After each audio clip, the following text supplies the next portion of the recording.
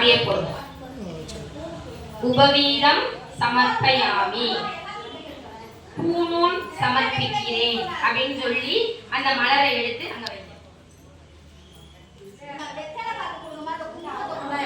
திவ்ய பரிமள கந்தான் தாராயாமி, வாசனை பரிமள சந்தனம் அணிவிக்கிறேன்.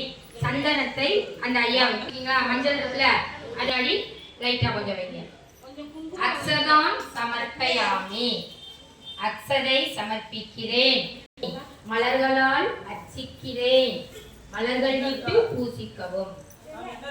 சரி, இப்ப நம்ம பிள்ளையாருக்கு வந்து ஓம் சுமுகாய நம, ஓம் ஏகதந்தாய நம,